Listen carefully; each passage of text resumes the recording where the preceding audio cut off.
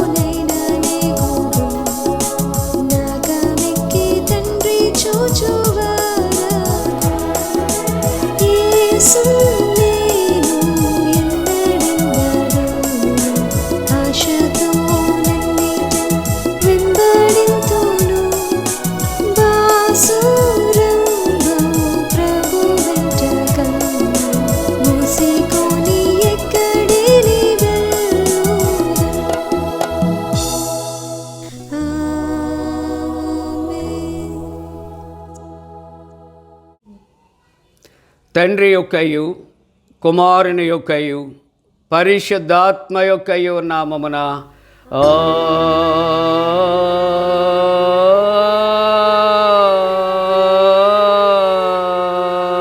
ఆమేన్. నీ వెలుగును నీ సత్యమును బయలుదేర చేయము, అవి నాకు త్రోవ చూపును. అవి నీ పరిశుద్ధ పర్వతమునకును నీ నివాస స్థలమునకును నన్ను తోడుకొని వచ్చును. అప్పుడు నేను దేవుని బలిపీఠమునద్దకు నాకు ఆనంద సంతోషములు కలుగు చేయు దేవుని యొద్దకు చేరదును. దేవా, నా దేవా, సితార వాయించుచు నీ కృతజ్ఞతాస్తుతులు చెల్లించెదను. ప్రభునందు ప్రియులారా, యథార్థ హృదయముతో మన తండ్రి అయిన దేవుని సమీపించి ఆయన ఎదుట మన పాపములను ఒప్పుకొని మన ప్రభు అయిన యేసుక్రీస్తు పేరిట క్షమాపణ దయచేయమని వేడుకుందాము. ప్రభువు నామము వలననే మనకు సహాయము కలుగుచున్నది. భూమి ఆకాశములను సృజించినవాడు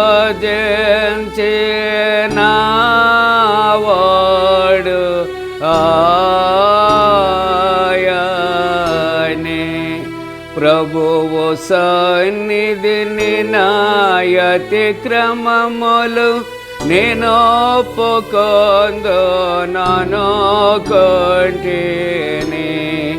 నీవు నా పాపదోషము పరిహరించేయున్నావు. మా సృష్టికర్తవు విమోచకుడవునైన సర్వశక్తి గల దేవా, దీనులము పాపులమగ మేము స్వాభావికముగా పాపులమనియు అపవిత్రులమనియు తలంపు వలన మాట వలన క్రియ వలన నీకు విరోధముగా పాపము చేసితమనియు నీ ఎదుట ఒప్పుకొనుచున్నాము. కావున మేము మా ప్రభు అయిన యేసుక్రీస్తు నిమిత్తమున నీ కృపను వెదకుచు వేడుకొనుచు మితిలేని కరికరము గల నీ యొద్దకు ఆశ్రయమునకే వచ్చుచున్నాము. మా కొరకు చనిపోటికై నీ జనతేక కుమారునిచ్చిన మిగిల కరుణగల దేవా, మమ్మను కనికరించి ఆయన నిమిత్తమున మా సమస్త పాపములకు క్షమాపణ దయచేయము. మేము నీ కృప చేత నిత్య జీవం పొందినట్లు నిన్ను గూర్చియు నీ చిత్తమును గూర్చియు సరైన జ్ఞానమును నీ వాక్యమునకు తగిన విధేయతను మా యందు నీ పరిశుద్ధాత్మను వృద్ధి పొందించమని మా ప్రభు అయిన యేసుక్రీస్తు ద్వారా వేడుకొనుచున్నాము. ఆమేన్. మన పరలోకపు తండ్రియగు సర్వశక్తి గల దేవుడు మనను కనికరించి మన కొరకు చనిపోటుకే తన ఏక కుమారునిచ్చి ఆయన మూలమున మన పాపములన్నిటినీ క్షమించుచున్నాడు.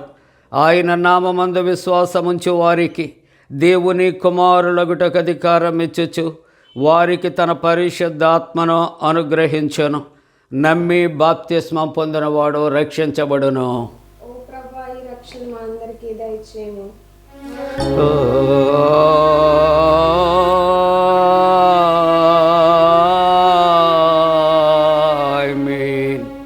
త్రిత్వము తరువాత 18వ ఆదివారం కొరకు ఏర్పాటు చేయబడిన ప్రారంభ గీతం. యెహోవా, నీ నిమిత్తము ఎదురు చూచు వారికి మేలు చేయము. నీ ప్రవక్తలను నమ్మకమైన వారినిగా చేయము. నీ సేవకుల ప్రార్థన ఆలకింపము. నీ ప్రజలైన ఇశ్రాయేలీయుల విన్నపములకు చెవియొగ్గుము. యెహోవా మందిరమునకు వెళ్ళిదుమని జనులు నాతో అనినప్పుడు నేను సంతోషించితిని. తండ్రికి కుమారునికి పరిశుద్ధాత్మకును ఆదియందు ఎప్పుడు ఎల్లప్పుడు యుగ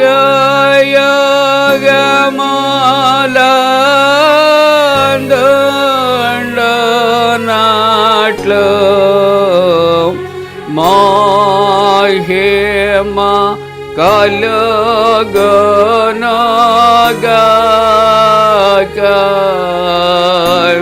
ఆమేన్. ప్రభువా మమ్మును కనికరింపుము.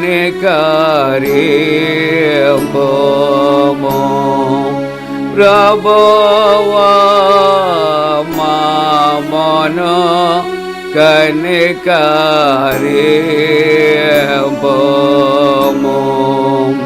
క్రీస్తు మమ్మును కనికరింపుము. క్రీస్తు మమ్మును కనికరింపుము.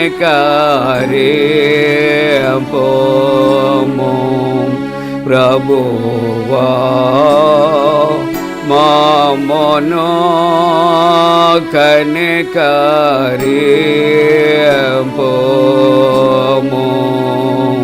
ప్రభువా మమ్మును కనికరింపుము.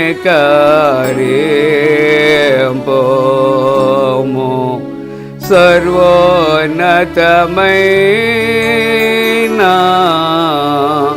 వానిలో దేవునికి మహిమా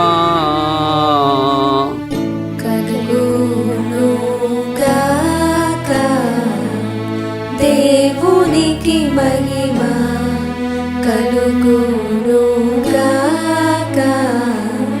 కలుగునున్నతమైన ఘనస్థలమునందున ఇలకు సమాధానం నరులకాయనదాయ. ప్రభువైన దేవా, పరమరాజా, సర్వ పరిపాల, పరిపూర్ణ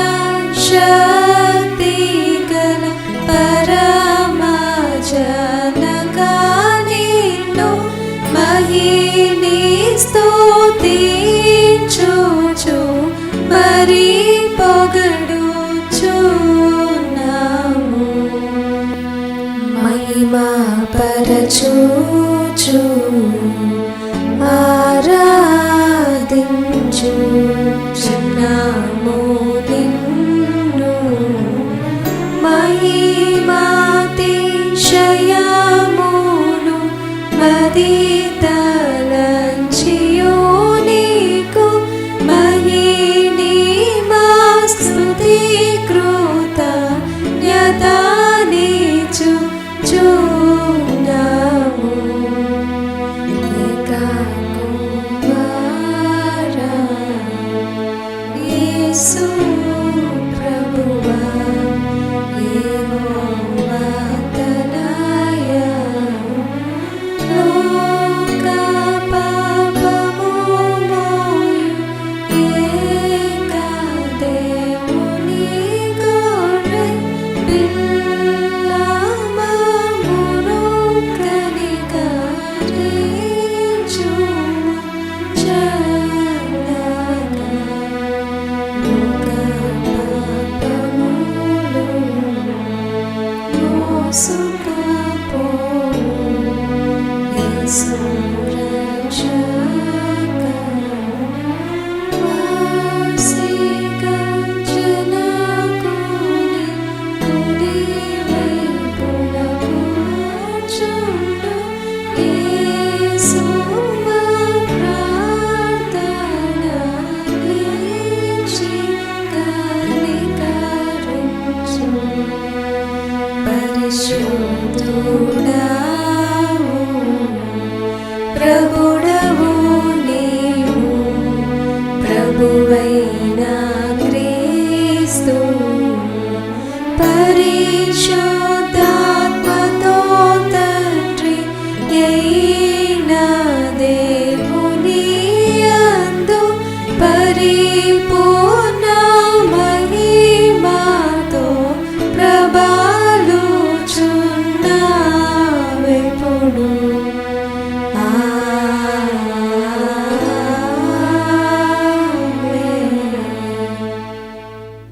ప్రభు మీతో నుండుగాక.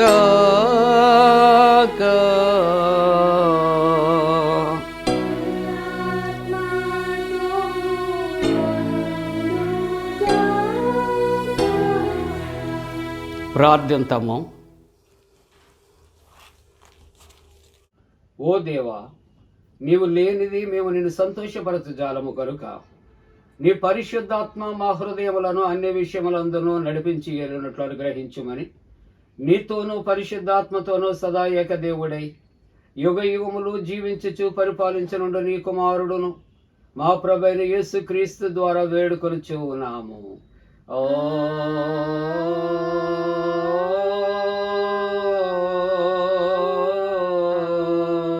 ఆమేన్.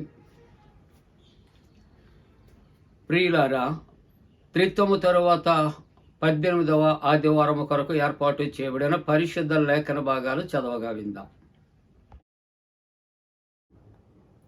త్రిత్వంలోని 18వ ఆదివారం కొరకు ఏర్పాటు చేయబడిన పాత నిబంధన వాక్య భాగము 2వ దినవృత్తాంతముల గ్రంథము 1వ అధ్యాయము 7వ వచనం నుండి 12వ వచనం వరకు ఈ విధంగా వ్రాయబడి ఉన్నది.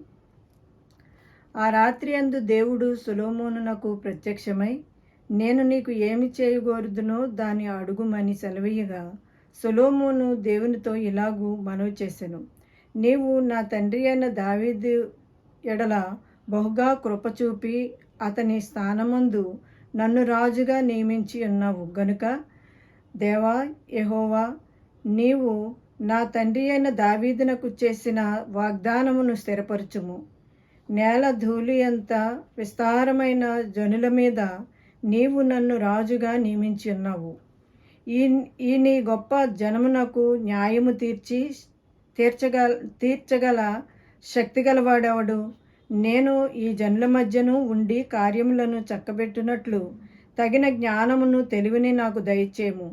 అందుకు దేవుడు సొలొమోనుతో ఎలాగూ సెలవిచ్చెను, నీవు ఈ ప్రకారము యోచించుకొని ఐశ్వర్యమునైనను సొమ్మునైనను ఘనతనైనను నీ శత్రువుల ప్రాణమునైనను దీర్ఘాయువునైనను అడుగక నేను నిన్ను వారి మీద రాజుగా నియమించిన నా జనులకు న్యాయము తీర్చుటకు తగిన జ్ఞానమును తెలివిని అడిగి ఉన్నావు. కాబట్టి జ్ఞానమును తెలివియు నీకు ఇయ్యబడును. నీకన్నా ముందుగానున్న రాజులకైనను నీ తరువాత వచ్చు రాజులకైనను కలుగని ఐశ్వర్యమును సొమ్మును ఘనతను నీకిచ్చెదను అని చెప్పెను. ఇంతటితో ఈ వాక్య భాగము ముగియుచున్నది. పరిశుద్ధుడవగు దేవా, పావన శక్తుడ దేవా, పావన మాచ్య దేవా, మమ్మును కనికరింపు.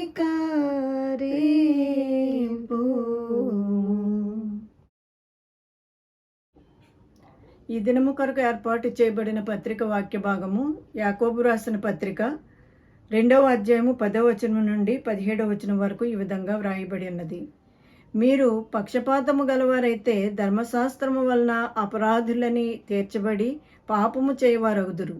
ఎవడైనను ధర్మశాస్త్రమంతయు గైకొనియు ఒక ఆజ్ఞ విషయంలో తప్పిపోయిన ఎడల ఆజ్ఞలన్నిటి విషయంలో అపరాధి యగును. వ్యభిచరింపవద్దని చెప్పినవాడు నరహత్య చేయవద్దనియు చెప్పెను గనుక నీవు వ్యభిచరింపకపోయినను నరహత్య చేసిన ఎడల ధర్మశాస్త్ర విషయములో అపరాధివైతివి. స్వాతంత్ర్యము ఇచ్చు నియమము చొప్పున తీర్పు పొందబోవు వారికి తగినట్టుగా మాటలాడుడి, అలాగుననే ప్రవర్తించుడి. కనికరము చూపని వాడు కనికరము లేని తీర్పు పొందును. కనికరము తీర్పును మించి అతిశయపడును. నా సహోదరులారా, క్రియలు లేనప్పుడు ఎవడైనను తనకు విశ్వాసము కలదని చెప్పిన ఎడల ఏమి ప్రయోజనము? అట్టి విశ్వాసం అతన్ని రక్షింపగలదా? సహోదరుడైనను సహోదరి అయినను దిగంబరులై ఆనాటికి భోజనము లేక ఉన్నప్పుడు మీలో ఎవడైనను శరీరమునకు కావలసిన వాటిని ఇయ్యక సమాధానముగా వెళ్ళుడి, చడుకాచుకొనిడి, తృప్తి పొందుడని చెప్పిన ఎడల ఏమి ప్రయోజనము? అలాగే విశ్వాసము క్రియలు లేనిదైతే అది ఒంటిగా ఉండి మృతమైనదగును. ఇంతటితో ఈ వాక్య భాగం ముగియుచున్నది. హల్లెలూయా, హల్లెలూయా, హల్లెలూయా. ఈ దినము కొరకు ఏర్పాటు చేయబడిన సువార్త వాక్య భాగము పరిశుద్ధుడైన మార్కు రాసిన సువార్త 10వ అధ్యాయము 17వ వచనం నుండి 27వ వచనం వరకు ఈ విధంగా వ్రాయబడి ఉన్నది. ఓ ప్రభువా, నీకు మహిమ కలుగునుగాక.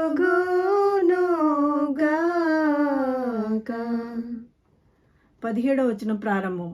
ఆయన బయలుదేరి మార్గమున పోవుచుండగా ఒకడు పరుగెత్తుకొని వచ్చి ఆయన ఎదుట మోకాళ్ళుని, సద్బోధకుడా, నిత్యజీవునకు వారసుడగుటకు నేనేమి చేయుదునని ఆయన్ని అడిగాను. యేసు, నన్ను సత్పురుషుడని ఏల చెప్పుచున్నావు? దేవుడొక్కడే గాని మరి ఎవడునూ సత్పురుషుడు కాడు. నరహత్య చేయవద్దు, వ్యభిచరింపవద్దు, దొంగిలవద్దు, అబద్ధ సాక్ష్యం పలుకవద్దు, మోసపుచ్చవద్దు, నీ తల్లిదండ్రులను సన్మానింపుము అను ఆజ్ఞలు నీకు తెలియను గదా అని అతనితో చెప్పెను. అందుకతడు, బోధకుడా, బాల్యము నుండి ఇవన్నీ అనుసరించుచునే ఇంటినని చెప్పెను.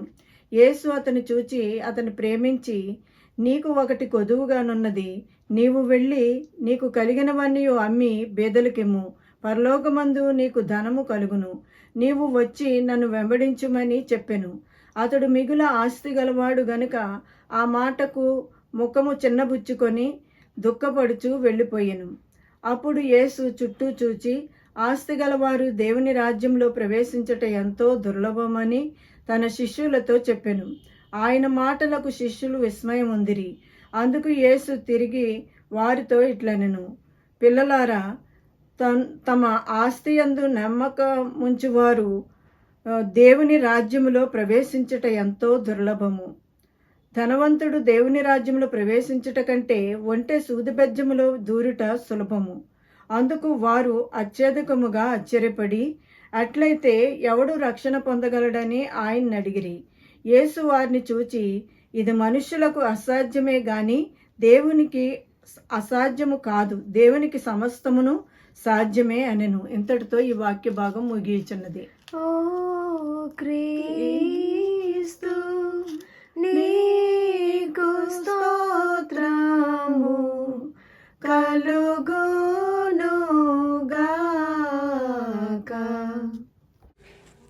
ప్రియులారా, అందరము కలిసి అపోస్తల విశ్వాస ప్రమాణాన్ని ఒప్పుకుందాం.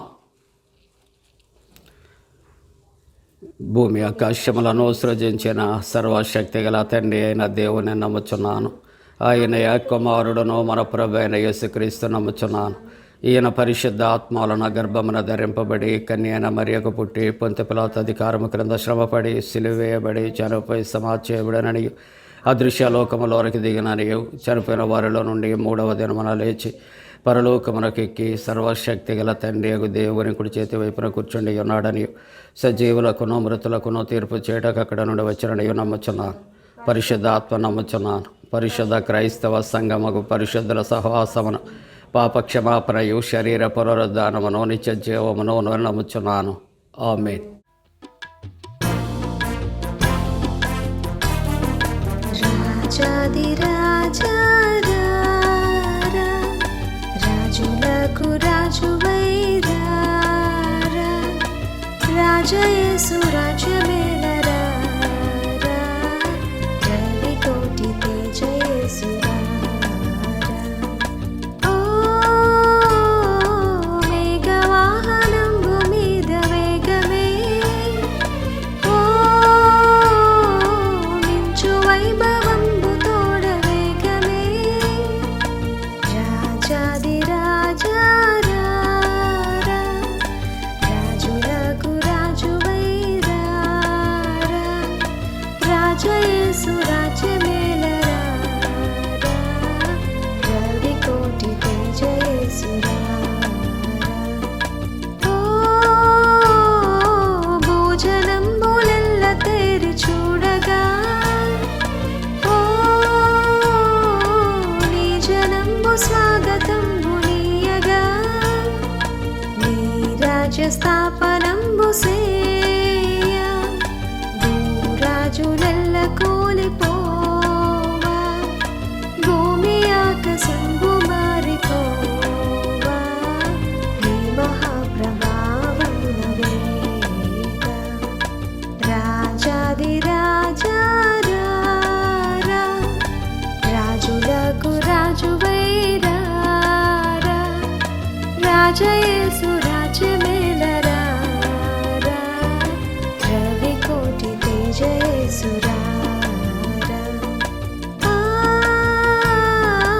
ఆకాశమున దూతలార్పటింపగా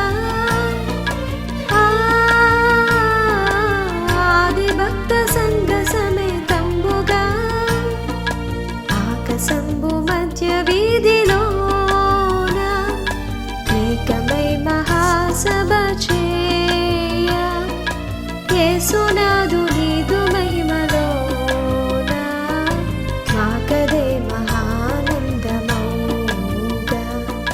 రాజాదిరాజా రాజులకు రాజువై రాజయేసు రాజ్యమేలరా రవి కోటి తేజయేసు ఓ పరమ యెరూషలేము పుణ్య సంగమా ఓ గొర్రె పిల్ల క్రీస్తు పుణ్య సంగమా పరమ దూతలార భక్తులారా పౌల పోస్తులార పెద్దలారా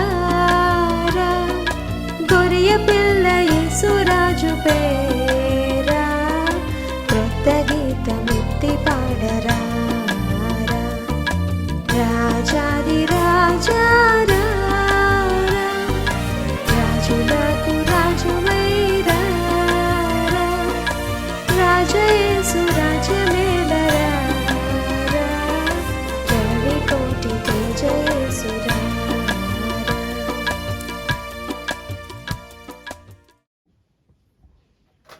మన తండ్రి అయిన దేవుని నుండి ప్రభు అయిన యేసుక్రీస్తు నుండి కృపయు సమాధానము కలుగునుగాక. ఆమేన్. ప్రియమైన దేవుని కుటుంబీకులారా, ప్రభు పేరట మీకు శుభాలు. జన్మదినాలు, వివాహ దినాలు జరుపుకుంటున్న కుటుంబాలకు యేసుక్రీస్తు ప్రభు పరిశుద్ధ నామమున పండు prince and sisters YouTube channel ద్వారా మీకు శుభాలు అందజేస్తా ఉన్నా. దేవుడు మిమ్మలను దీవించునుగాక. మంచిదండి. మరి క్షేమంగా ఉన్నారా? దేవునికి వందనాలు చెల్లిందా. మరి యొక్క త్రిత్వము తరువాత 18వ ఆదివారం కొరకు ఏర్పాటు చేయబడిన పరిశుద్ధ లేఖన భాగాలు చదవగా విన్నా. ఈ దినము కొరకు మనము పరిశుద్ధ గ్రంథాన్ని తెరచి వాక్య ధ్యానము నిమిత్తము దినవృత్తాంతాలు 2వ గ్రంథము మొదటి అధ్యాయము 10వ వచనాన్ని కలిసి చదువుకుందాం. ఈ నీ గొప్ప జనమునకు న్యాయము తీర్చగలవాడెవడు? నేను ఈ జనుల మధ్య ఉండి కార్యములను చక్కబెట్టునట్లు తగిన జ్ఞానమును తెలివిని నాకు దయచేయం. ప్రార్థన చేసుకుందాం.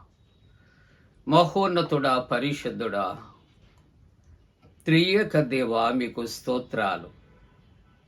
త్రిత్వము తరువాత 18వ ఆదివారం దేవా, ఈ ఉదయకాలము నాయన, ఈ పునరుద్ధరణ ఆరాధనలో నీ నామాన్ని గణపరుస్తున్నటువంటి నాయన ప్రతి కుటుంబము దీవించండి.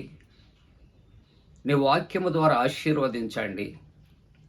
నీ సేవకుని మరుగుపరచి మీరే మాతో మాట్లాడండి. యేసు ప్రభు దివ్య నామమున వేడుకొనిచున్నాము తండ్రి, ఆమేన్. ప్రియమైన విశ్వాసులారా, మరి ఒకసారి శుభాలు. ఈవేళ 3 వాక్య భాగాలు మనం చదువుకున్నాం కదా. ఈవేళ ఈ దేవుని యొక్క వాక్యములో మనం చూస్తూ ఉంటున్నప్పుడు విజ్డమ్ ఆఫ్ గాడ్ అనే మాట మనం ధ్యానం చేస్తున్నాం. దేవుని యొక్క జ్ఞానము అనగా ఈ లోకములో చాలా విధాల జ్ఞానాలు ఉన్నాయి. ఈ లోక సంబంధమైనటువంటి జ్ఞానం, అలాగునే జ్ఞానుల జ్ఞానం, అలాగునే పైనుండి వచ్చే జ్ఞానము, అలాగునే దయ్యముల యొక్క జ్ఞానము. ఈ విధంగా జ్ఞానమును గురించి ఆలోచన చేస్తే చాలా రకాలు జ్ఞానములు కనిపిస్తూ ఉన్నాయి. అయితే ఈవేళ దేవుని యొక్క వాక్యములో దినవృత్తాంతాలు 2వ గ్రంథములో మొదటి అధ్యాయములో మనము చదివినటువంటి ఆ 10వ వచనాన్ని మనం చూస్తూ ఉంటూ ఉన్నప్పుడు ఇక్కడ గిబియోనులో 1000 బలులు అర్పించటానికి సొలొమోను వెళ్ళాడు అని చెప్పబడుతున్నది. దేవుని యొక్క వాక్కు ఎక్కడ సొలొమోనుకు వినిపించింది, ఎక్కడ దర్శించాడు, ఎక్కడ స్వప్నం వచ్చింది? బలులు అర్పించే సమయములో, 1000 బలులు అర్పించే సమయములో దేవుడు తనతో మాట్లాడుతున్నాడు. ప్రియులారా, దేవుని యొక్క సన్నిధిలో ఉండేటప్పుడు దేవుని పిల్లలకు మేలు కలుగుతుంది, దేవుని స్వరం వినబడుతుంది. సమూయేలు మొదటి గ్రంథం 3వ అధ్యాయములో బాలుడైన సమూయేలు దేవుని యొక్క సన్నిధిలో ఉంటుండగా, మందస్సం మీద ఉంటుండగా దేవుడు సమూయేలుతో మాట్లాడాడు కదా. ఆదికాండములో మనము నోవహు జలప్రళయాన్ని మనం చూస్తూ ఉంటూ ఉన్నప్పుడు నోవహు కూడా అతడు ఓడలోనికి నుండి క్షేమకరంగా భూమి మీదకి అడుగుపెట్టిన తరువాత అతడు మొట్టమొదటిగా బలిపీఠము కట్టి బలి అర్పణ చేసినప్పుడు దేవుడు ఇక మీదట మరలా నీటి వలన ఎటువంటి నష్టం కలుగు చేయననే వాగ్దానం చేశాడు కదా. అంటే దేవుని ప్రజలు, దేవుని యొక్క బిడ్డలు దైవ సన్నిధిలో దేవుని సహవాసం చేస్తున్నప్పుడు దేవుడు దర్శిస్తాడు, దేవుడు వాగ్దానాలు చేస్తాడు, దేవుడు ఆశీర్వదిస్తాడు ప్రియుల. కనుక ఈ వాక్య భాగంలో కూడా మనము చూస్తూ ఉంటూ ఉన్నప్పుడు ఇక్కడ దేవుడే సొలొమోన్ని అడిగాడట, నీకేం కావాలి, నీకు కోరుకో. లోకములో ఉన్నటువంటి మనము లేక అనేక మందిమి లోక సంబంధమైనటువంటి కోరికలు మనం కోరుకుంటూ ఉంటాం. దానివలన ప్రయోజనం లేదు కదా. ఇవన్నీ కూడా అశాశ్వతమే. లూకాసు సువార్త 19వ అధ్యాయం మనకు బాగా తెలిసిన కథ జక్కయ్య కదా. అతడు కూడా ధనాన్ని కోరుకున్నాడు, తన పరపతి ప్రఖ్యాతి కోరుకున్నాడు.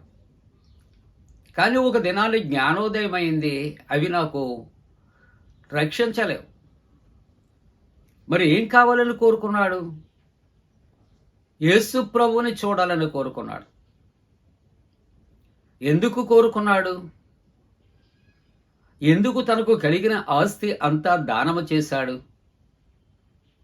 ఆ తరువాత జ్ఞానోదయమైంది, ఇవన్నీ ఇచ్చినవాడు ఆయనే, వాటితో నాకు ఇక సంబంధం లేదు.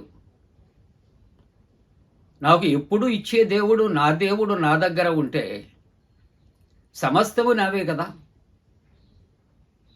అందుకనే అయ్యా ఇవన్నీ కూడా నాకు అవసరత లేదు అని పేదలకు, ఆయన ఇంతకుముందు తీసుకున్న వారికి తిరిగి ఇచ్చేశాడు. ఇక తనతో ఉన్నది సర్వసంపదలు ఇచ్చే తండ్రి అయినటువంటి దేవుడు క్రీస్తు ప్రభు తనతో ఉన్నాడు. కాబట్టి మానవ జీవితంలో ఆయన అడుగుతూ ఉంటున్నప్పుడు నీకు ఏది కావాలో సరైన రీతిలో నువ్వు కోరుకోగలిగినటువంటి వ్యక్తిగా ఉండాలి అని ఈ దినం నాతో మనతో ప్రభు ఆయన మాట్లాడుతున్నాడు. సొలొమోన్ని అడుగుతూ ఉంటున్నప్పుడు ఆయన ఇక్కడ ఏమి అడిగాడు అనే ఆలోచన చేస్తూ ఉంటున్నప్పుడు, నీవు నా తండ్రి అయినటువంటి దావీదు ఎడల బహు కృప చూపావు, అతని స్థానమందున నన్ను రాజుగా నీవు నియమించావు. ఎందుకంటే పదవులు నియమించే దేవుడవు నీవే, పదవులను నియమించేవాడవు నీవే. కాబట్టి నా తండ్రి అని దావీదుకు బదులుగా మరలా సింహాసనాన్ని నీవు నాకు ఇచ్చావు కదా. అయితే 9వ వచనంలో అంటాడు, దేవా యెహోవా నీవు నా తండ్రి అయినటువంటి దావీదునకు నువ్వు చేసినటువంటి వాగ్దానాన్ని నువ్వు స్థిరపరచు. నేను ధూళి ఎంత విస్తారమైన జనుల మధ్య నీవు నన్ను రాజుగా నియమించి ఉన్నా. ధూళి భూమి మీద ఉన్నటువంటి ఆ ధూళి విస్తారముగా ఉంటుంది, దాన్ని లెక్కించలేనటువంటి పరిస్థితులు. అటువంటి విశాల సామ్రాజ్యాన్ని, నా తండ్రి రాజ్యాన్ని నీవు నాకు ఇచ్చావు, రాజుగా చేశావు. కాబట్టి దేవుని యొక్క వాక్యములో తాను అంటున్నాడు, ఈ గొప్ప జనమునకు న్యాయము తీర్చగలిగినటువంటి వాడెవడు? నేను ఈ జనుల మధ్య ఉండి కార్యములు చక్కబెట్టునట్లు తగిన జ్ఞానమును తెలివిని నాకు దయచేయము. ప్రియమైన దేవుని బిడ్డలారా, మనకు కలిగి ఉన్న వాటిని మనం జాగ్రత్తగా కాపాడుకుంటాం అనేది మన చేతుల్లో లేదు. అది కేవలము దేవుడిచ్చే జ్ఞానమును బట్టియే. అందుకని అంటాడు, నా తండ్రి విశాల సామ్రాజ్యాన్ని నా భుజస్కంధాల మీద ఉంచావు, ఏలటానికి నాకు శక్తి చాలదు. ధూళి అంత విస్తారమైనటువంటి జనాంగాన్ని నాకు ఇచ్చావు, వారిని ఏలటానికి జ్ఞానం కావాలి. కాబట్టి నాయనా నీవు నాకు జ్ఞానాన్ని, నాకు తెలివిని నీవు కలుగుచ్చేయి అని అతడు అడుగుచూ ఉన్నట్లుగా మనం చూస్తూ ఉంటున్నాం. ప్రియమైన దేవుని బిడ్డలారా, ఇక్కడ ఒకటి ఎటువంటి జ్ఞానము అంటే జ్ఞానుల జ్ఞానమా? కాదే. అందుకే దేవుని యొక్క వాక్యం ఉంటుంది, కొరింథీ మొదటి పత్రిక 1వ అధ్యాయము ఇక్కడ 19వ వచనంలో ఉంటుంది, జ్ఞానుల జ్ఞానమును నాశనం చేస్తాను. జ్ఞానుల యొక్క జ్ఞానమును నాశనము చేస్తాను. ఈవేళ అనేకమైనటువంటి ప్రయోగాలు ఆకాశంలోనికి శాస్త్రవేత్తలు చేస్తూ ఉన్నారు. సముద్రాలలోనికి వారు పంపిస్తూ ఉన్నారు. వారి విజ్ఞానాన్ని ఉపయోగించాలని ప్రయత్నాలు చేస్తూ ఉన్నారు. కానీ వారి యొక్క జ్ఞానము ఏ విధంగా ఉంది అనే ఆలోచన చేస్తే దుష్ఫలితాలు ఇస్తూ ఉంటున్నట్లుగా మనము చూస్తూ ఉంటున్నాం. జ్ఞానుల యొక్క జ్ఞానమును ఆయన నాశనం చేస్తాడు.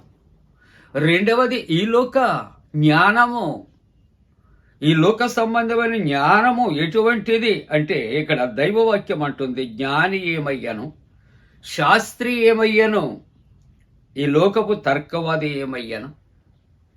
దైవవాక్యములో ఇక్కడ మనం చదువుకుంటూ ఉన్నప్పుడు 1 కొరింథీ 1:20 ఈ లోక జ్ఞానమును దేవుడు వెర్రితనముగా చేసి ఉన్నాడు. ఈ లోకములో ఒకవేళ మానవుడు ఎంత జ్ఞానాన్ని సంపాదించినా దేవుని దృష్టిలో వెర్రితనమే. మనకు తెలిసినటువంటి మాటలు, యేసు ప్రభు జననములో తూర్పు దేశపు జ్ఞానులు వచ్చి హేరోదు రాజ్యమందిరములో ప్రవేశించి యూదులకు రాజుగా పుట్టినవాడు ఎక్కడా అని అడుగుతూ వెర్రితనం కదా. ప్రియమైన దేవుని యొక్క విశ్వాసులారా, ఈ లోక జ్ఞానము దేవుని యొక్క దృష్టిలో ఆయన అంటాడు వెర్రితనముగా ఆయన చేసి ఉన్నాడు. కాబట్టి యోబు గ్రంథములో 28వ అధ్యాయములో 12వ వచనములో మనం చూస్తూ ఉంటూ ఉన్నప్పుడు, ప్రియులారా, అయితే జ్ఞానము ఎక్కడ దొరుకుతూ ఉన్నది? మానవుడు జ్ఞానము కొరకు అనేక రకాలు అన్వేషిస్తూ ఉన్నాడు. ఈ లోక సంబంధమైనటువంటి జ్ఞానాన్ని తను పొందుకుంటూ ఉన్నాడు. నా జ్ఞానమునకు మించిన జ్ఞానము లేదు అని మానవుడు అనుకుంటూ ఉన్నాడు. మానవుడు వైద్యశాస్త్రములు అనేకమైన క్రొత్త ఔషధాలు కనుక్కుంటూ ఉన్నాడు. కానీ దానికి తగినటువంటి దుష్ఫలితము మనం ఆలోచన చేస్తే సైడ్ ఎఫెక్ట్స్ అనేవి ఎన్నో వస్తూ ఉన్నాయి. అవి ఒకవేళ డోసేజ్ ఎక్కువైతే ప్రాణాలు కోల్పోతూ ఉన్నారే.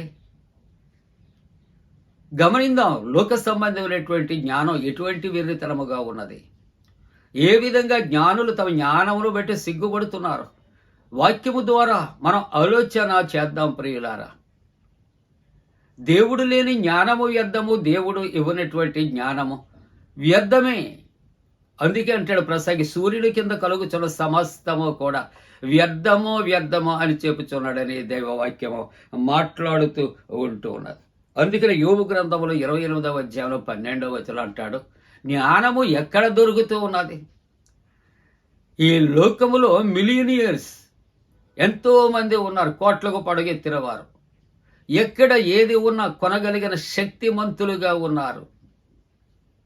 అటువంటి వారికి దొరకనటువంటి వస్తువు ఏది అని ఆలోచన చేస్తే జ్ఞానము అనే 3 అక్షరాలు మనకు కనిపిస్తూ ఉన్నది.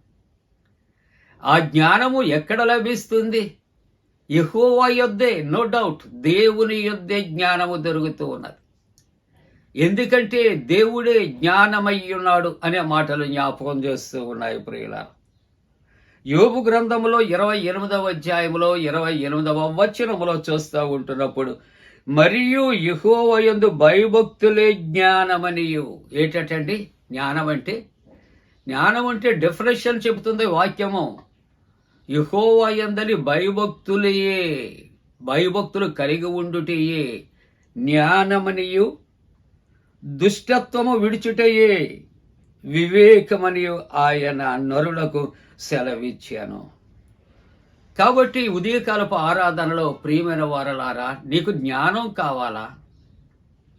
చాలా మంది అంటారు పుస్తకాలు చదివితే జ్ఞానం, బుకిష్ నాలెడ్జ్ అంటారు దాన్ని.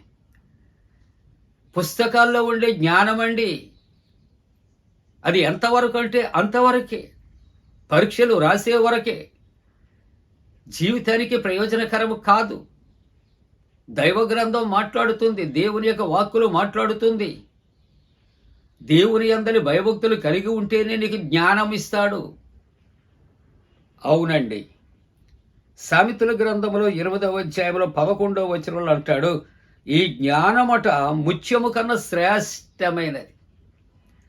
ఒకవేళ డైమండ్స్ లేకుంటే పెరల్స్ ఇటువంటివి ఎన్నో విలువైనవి ఉన్నాయి. వాటిని ఎంతైనా పెట్టి కొనగలిగినటువంటి సమర్థులు ఉన్నారు, సామర్థ్యత కలిగిన వారు ఉన్నారు. వాటి వలన ఏది ప్రయోజనము లేదు ప్రియులారా. అసలు దేవుడు ఉన్నాడు అనుకుంటమే జ్ఞానం. ఆ దేవుడే యెహోవా లేక త్రియేక దేవుడని కనుగొనుటియే జ్ఞానము. దేవుని యొక్క వాక్యాన్ని మనం జాగ్రత్తగా ఆలోచన చేస్తూ ఉంటున్నప్పుడు దేవుని యొక్క ఈ యొక్క జ్ఞానము ముత్యము కన్నా అమూల్యమైనటువంటిది, శ్రేష్టమైనటువంటిది. సామెతల గ్రంథములో 9వ అధ్యాయంలో 10వ వచనములో దైవవాక్యం అంటుంది, యెహోవా యందలి భయభక్తులు కలిగి ఉండుట జ్ఞానమునకు మూలము. చూసారా ఎంత చక్కటి మాట. నీవెక్కడికి వెళ్ళక్కర్లేదు, నీవు ఎంత డబ్బు వెచ్చించక్కర్లేదు. మరి ఏం చేయాలి నీవు? The fear of the lord is beginning of the wisdom. దేవుని యందు భయభక్తులు కలిగి ఉండు. నీకు ఒక పైసా కూడా ఖర్చు లేనటువంటి ఒక మంచి మాట దైవ గ్రంథం చెబుతుంది కదా. ఆయన యందు భయభక్తులు కలిగి ఉండు. నీకిచ్చే జ్ఞానానికి మూలము ఆయనే అనే మాటలు జ్ఞాపకం చేస్తున్నాయి. అందుకని యాకోబు పత్రికలో 1వ అధ్యాయములో 5వ వచనములో చూస్తే, మీలో ఎవరికైనా జ్ఞానము కొదువయ్యున్న ఎడల ఆయన అడగండి. అతడు దేవుణ్ణి అడగాలి, అప్పుడు ఆయన అనుగ్రహిస్తాడు. దేవుని వాక్యం వాగ్దానం చేస్తుంది, అడుగుడి మీకు ఇయ్యబడును. అయ్యా నాకు జ్ఞానము లేదయ్యా, జ్ఞానము కొదువుగా ఉన్నదయ్యా, నాకు ఇక్కడ నాకు చక్కగా ఈ యొక్క జ్ఞానమును దాయిచ్చేయి అని నువ్వు అడుగు, ప్రార్థించు. ఈ లోక సంబంధమైన జ్ఞానము వెర్రితనము, లేక జ్ఞానుల యొక్క జ్ఞానము ఆ జ్ఞానము కాదు. దేవుని యొద్ద నుండి వచ్చే జ్ఞానాన్ని మనం అడిగితే ఆయన ఇస్తాడు. అందుకనే సామెతల గ్రంథం 2వ అధ్యాయం 6వ వచనంలో దైవవాక్యం అంటుంది, యెహోవాయే జ్ఞానం ఇచ్చేవాడు. ఆయన నీకు ఏదైనా ఇస్తాడు. నీకు స్వస్థత కావాలా, రక్షణ కావాలా, నీకు సిరి సంపదలు కావాలా, పేరు ప్రఖ్యాతులు కావాలా, నీకు జ్ఞానము కావాలా, ఏదైనా నీవు ఆయన దగ్గరికి రా, ఆయన్నే అడుగు. ఆయన యందు భయభక్తులు కలిగి ఉండు.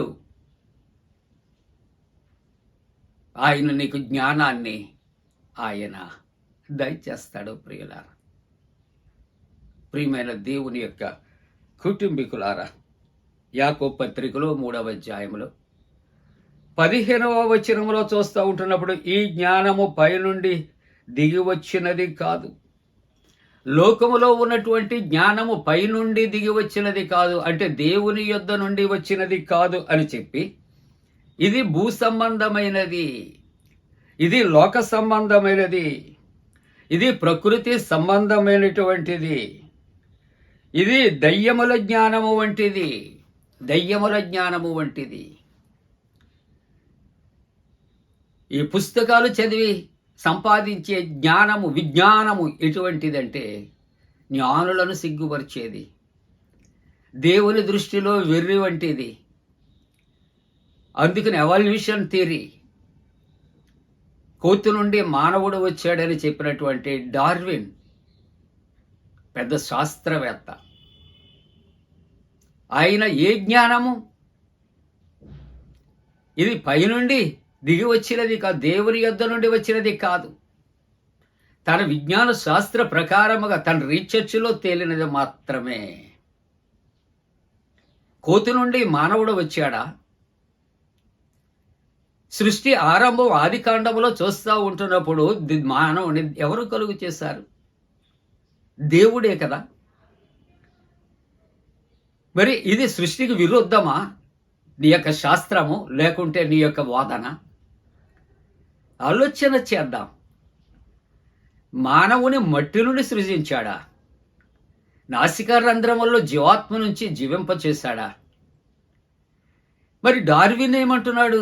కోతి నుండి వచ్చాడా మనిషి? అందుకనే అటువంటి వాదోపవాదాలు చేసే ఒక నాస్తికుడు గట ఆపరేషన్ జరుగుతూ ఉన్నదట, రక్తం ఎక్కించాలన్నారట. అతడు వినేలాగా డాక్టర్ గారు అన్నాడట, కోతి రక్తం ఎక్కడన్నా దొరికితే తీసుకురండి, వెంటనే ఎక్కిందా లేకపోతే బ్రతకడు. ఆపరేషన్ థియేటర్లో ఉన్నటువంటి పేషెంట్ అట నాస్తికుడు కంగారు పడిపోయి లేచి కూర్చున్నాడట. ఎందుకయ్యా లేచి కూర్చున్నావంటే, కోతి రక్తమా? కోతి రక్తం నాకెందుకు? డాక్టర్ గారు బైబిల్ తెలిసినాడు కాబట్టి అన్నాడు. మరి కోతి నుండే మానవుడు వచ్చాడు అంటున్నారు కదా, కాబట్టి కోతి రక్తం మానవుని రక్తం ఒకటే కదా. ప్రియ దేవుని బిడ్డలారా, లోక సంబంధమైన ఈ విజ్ఞానం ఎటువంటిదంటే పైనుండి వచ్చినది కాదు, దేవుని యొద్ద నుండి వచ్చినది కాదు, దయ్యముల జ్ఞానము వంటిది. అందుకనే దేవుని యొక్క వాక్యములో మనం ఆలోచన చేస్తున్నాడు. యాకోబు పత్రిక 3వ అధ్యాయము 17వ వచనంలో చూస్తే, అయితే పైనుండి వచ్చే జ్ఞానం మొదట పవిత్రమైనది. ఇక్కడ పైనుండి రాకపోతే దయ్యముల జ్ఞానము వంటిది, సొంత జ్ఞానము. కోతి నుండి మానవుడు వచ్చాడు కానే కాదు. అందుకే దైవవాక్యం ఇక్కడ రెఫర్ చేస్తూ ఉంది. అయితే పైనుండి వచ్చే జ్ఞానం ఎటువంటిది? పవిత్రమైనది, తరువాత సమాధానకరమైనది, ఆ తరువాత మృదువు అయినటువంటిది, ఆ తరువాత చాలా సులభంగా అది లోబడుతూ ఉన్నది, అది కనికరముతోనూ మంచి ఫలములతోనూ నిండుకొని ఉంటుంది. ఏంటంటే అది పైనుండి వచ్చే జ్ఞానము, దేవుని యొద్ద నుండి వచ్చే జ్ఞానము ఇన్ని రకాల మంచి లక్షణాలు కలిగి ఉంటుందండి. కానీ భూ సంబంధమైన జ్ఞానము దయ్యముల జ్ఞానము వంటిది. ప్రియులారా ప్రియులారా ప్రియులారా అందుకనే కింగ్ సాల్మన్, సొలొమోను రాజు గిబియోనులో 1000 బలులు అర్పిస్తూ ఉంటుండగా ఇదే మాట రాజుల మొదటి గ్రంథం 3వ అధ్యాయంలో ఇదే మాటలు మీకు కనిపిస్తాయి. అక్కడట దేవుడు దర్శించి నీకేం కావాలి అని అడుగుతూ ఉంటున్నప్పుడు, నా తండ్రి యొక్క రాజ్యాన్ని నాకు ఇచ్చావు అయ్యా, వాటిని లెక్కించ శక్యము కాదు, వారిని ఏలటానికి నాకు జ్ఞాన హృదయము కలిగిచే, వివేకము కలిగినటువంటి హృదయాన్ని కలుగుచే తెలివిని నాకు అనుగ్రహించు అని అతడు అడుగుచూ ఉంటుండగా దేవుని యొక్క వాక్యములో మనము చూస్తూ ఉంటూ ఉన్నప్పుడు, ప్రియ దేవుని బిడలారా, ఆయన అంటున్నటువంటి మాటలు మనం చూస్తూ ఉంటున్నప్పుడు అటువంటి గొప్ప గొప్ప ఆశీర్వాదాన్ని ఆయన అనుగ్రహించినట్లుగా చూస్తూ ఉన్నాం. 11వ వచనంలో చూస్తే, అందుకు దేవుడు సొలొమోనుతో ఇలాగు సెలవిచ్చారు, నీవు ఈ ప్రకారము యోచించుకొని ఐశ్వర్యమునైనను సొమ్మునైనను ఘనత అయినను నీ శత్రువుల ప్రాణమైనను దీర్ఘాయువునైనను అడుగక, నేను నిన్ను రాజుగా నియమించిన నా జనులకు న్యాయము తీర్చుటకు తగినటువంటి జ్ఞానము తెలివి నీవు అడిగి ఉన్నావు. ప్రియమైన దేవుని బిడ్డలారా, ఒక దేవతకు ఒక భక్తుడు అడవిలోకి వెళ్ళి ఆయన ధ్యానం చేస్తున్నప్పుడు దేవత ప్రత్యక్షమై అడిగిందట, భక్తానికి ఏం కావాలి? ఆయన చాలా వన్ షాట్ అనే 2 words, ఒకే దెబ్బకు 2 పెట్టాలు కావాలి అన్నట్లు ఏం చేశాడు, నేను ఏదైతే నేను ముట్టుకుంటానో బంగారం అయిపోవాలి. మనకు తెలిసిన కథే. ఇచ్చాను పో అన్నదట, వచ్చేస్తా ఉన్నాడు. చెప్పటానికి చాలా మాటలు ఉన్నాయి. ఏది టచ్ చేసినా మంచినీళ్ళు దాహానికి బంగారం అయిపోతుంది, తినటానికి ఆహారం బంగారం అయిపోతుంది. అబ్బో చక్కటి ఇల్లు బంగారం అయిపోయింది. ఒక్క కుమార్తె చాలా కాలానికి చూశాడు, ఆ బిడ్డను కౌగిలించుకొని ముద్దాడాలనుకున్నాడు, బంగారం అయిపోయింది. ప్రియులారా, అర్థమై ఉంటుంది కదా, నువ్వు దేన్ని అడుగుతున్నావు? నువ్వు ఏది ఇమ్మని దేవుని కోరుకుంటున్నావు? నీవు దేవుని యొక్క జ్ఞానాన్ని కోరుకుంటున్నావా? దేవుని యొక్క జ్ఞానాన్ని కలిగి ఉన్నావా?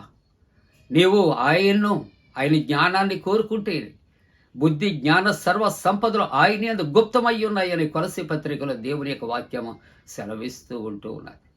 ఈ లోకములో సర్వ సంపదలకు నిలయమైన ఆయన ఉంటే ఇక ఏది కుదువలేదు, అక్కరలేదు కదా. సొలొమోను అదే కోరుకున్నాడు. కాబట్టి అంటాడు, నీవు శత్రువుల ప్రాణాలు కానీ, ఐశ్వర్యము కానీ, కలివి కానీ, పేరు ప్రఖ్యాతులు కానీ, ఇటువంటివి చాలా లిస్ట్ అయిన చేస్తాను. నువ్వేమీ కాక నీ ప్రజలను ఏలటానికి జ్ఞానాన్ని నువ్వు అడుగుతున్నావు కాబట్టి జ్ఞానముతో పాటు అన్నీ కూడా నీకు నేను ఇస్తూ ఉన్నాను. కాబట్టి ఉదయకాలపు ఆరాధనలో ఆయన ఎటువంటి జ్ఞానాన్ని పొందుకున్నాడంటే, ఒక చోట ఆ యొక్క రాజ్యంలో ఒక ఇద్దరు వేశ్యలు ఉన్నారు, ఇద్దరు చిన్న బిడ్డలు ఉన్నారు. వారిద్దరూ చంటి బిడ్డలను పడకలో వేసుకున్నప్పుడు ఒక చంటి బిడ్డ చనిపోయింది.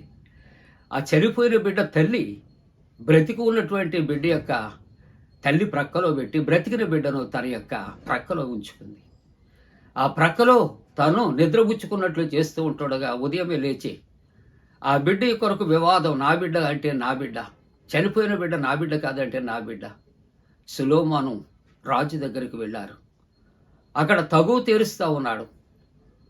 ఆ భటుడిని ఒక ఖడ్గం తెమ్మన్నాడు. బ్రతికి ఉన్న బిడ్డను రెండుగా ఖండించి చెరుకొక భాగం ఇమ్మన్నాడు. మంచిది మహారాజా, అలాగే చెయ్యి అంటుంది ఒక తల్లి. ఒక తల్లి అంటుంది, వద్దు మహారాజా, ఆ బిడ్డను ఆ తల్లికే ఇచ్చేయండి.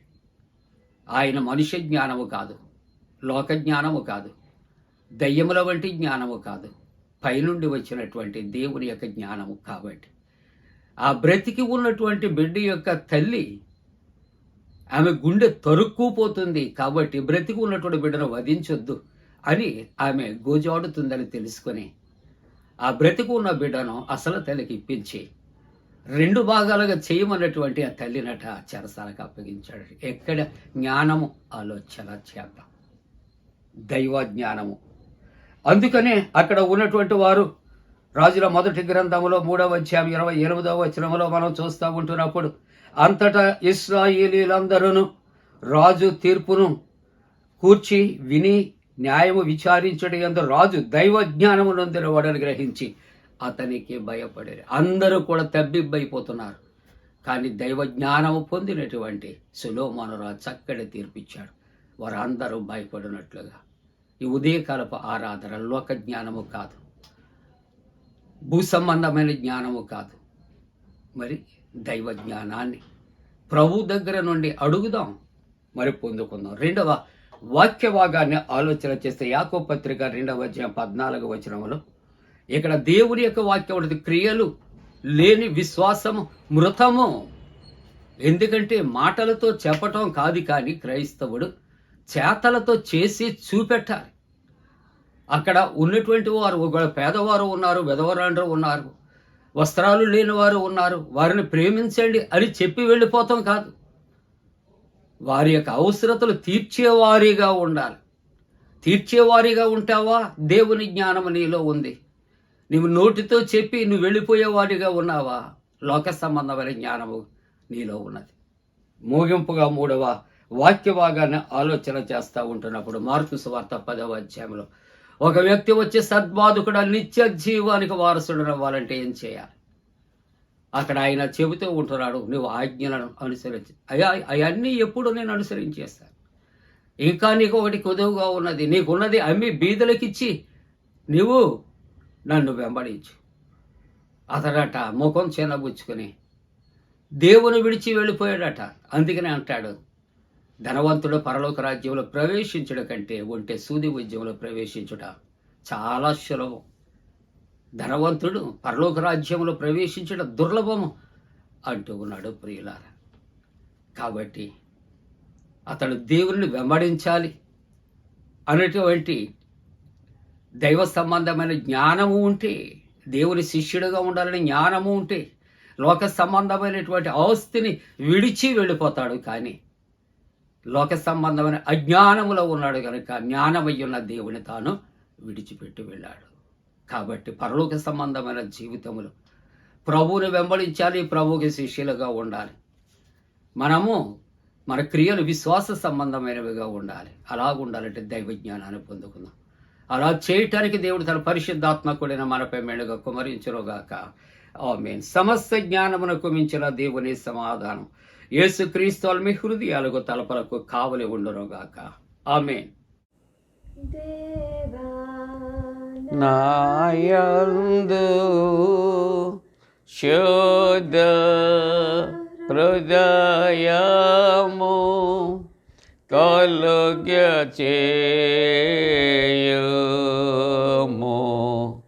నాయంతరంగములో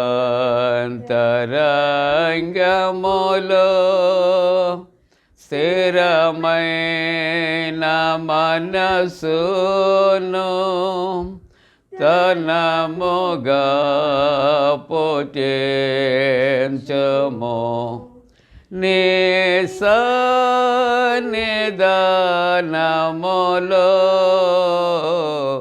నుండి నన్ను త్రోసివేయకుము, నీ పరిశుద్ధాత్మను నా యొద్ద నుండి తీసివేయకుము,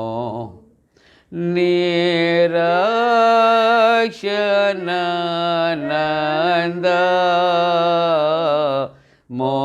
మోనాకు మారలా పుట్టించుము,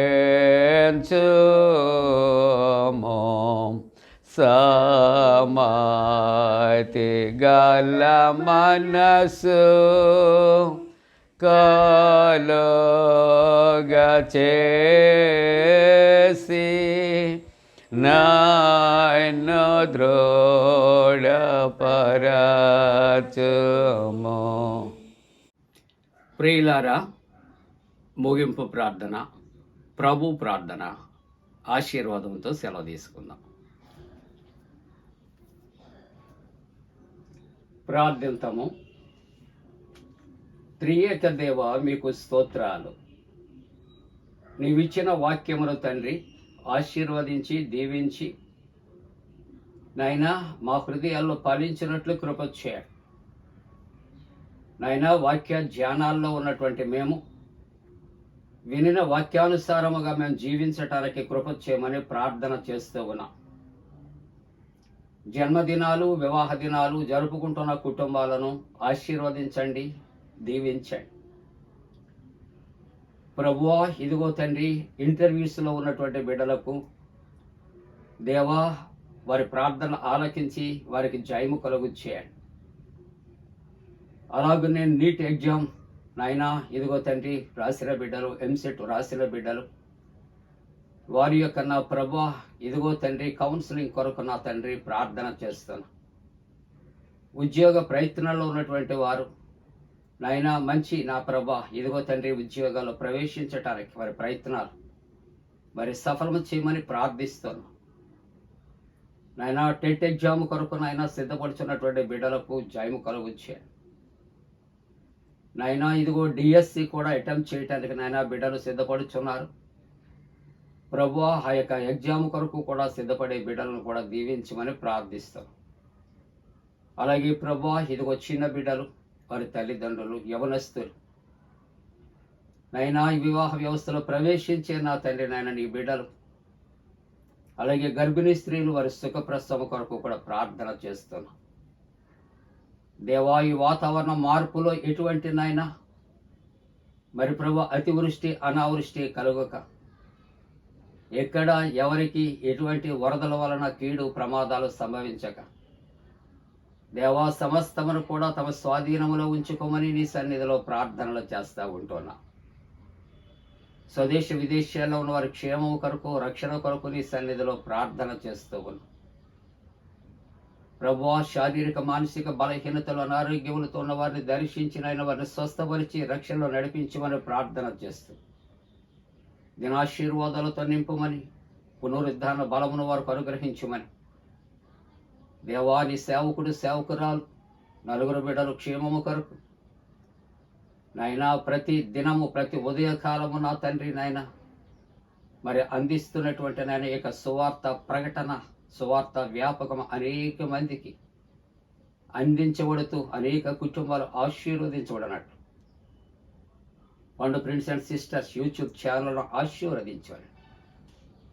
మా ప్రభువును రక్షకుడైన యేసు ప్రభు దివ్య నామమున వేడుకొలుచున్నాము తండ్రి, ఆమేన్. పరలోకమందున్న మా తండ్రి, నీ నామం పరిశుద్ధ పరచబడనుగాక, నీ రాజ్యం వచ్చనుగాక, నీ చిత్తం పరలోకమందు నెరవేర్చున్నట్టు భూమి అందు నెరవేరునుగాక. మా దిన ఆహారం నేడు మాకు దయచేయం, మా ఎడల అపరాధం చేసిన వారిని క్షమించిన ప్రకారముల అపరాధము క్షమించము, శోధనలోనికి తేక కీడు నుండి తప్పించము. రాజ్యము శక్తియు మహిమ నిరంతరము నీవై ఉన్నవి, ఆమేన్.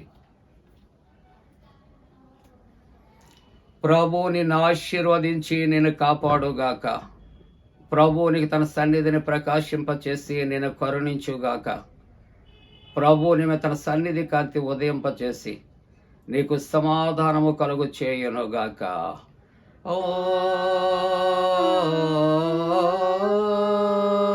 ఆమేన్.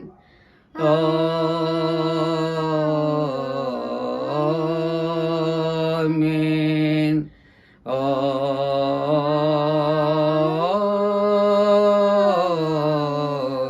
ఆమేన్. మేలాని యేసు దేవుని స్తుతించు సర్వ సృష్టియు, స్తుతించు మోక్ష సైన్యము, పితృపుత్ర శుద్ధాత్మ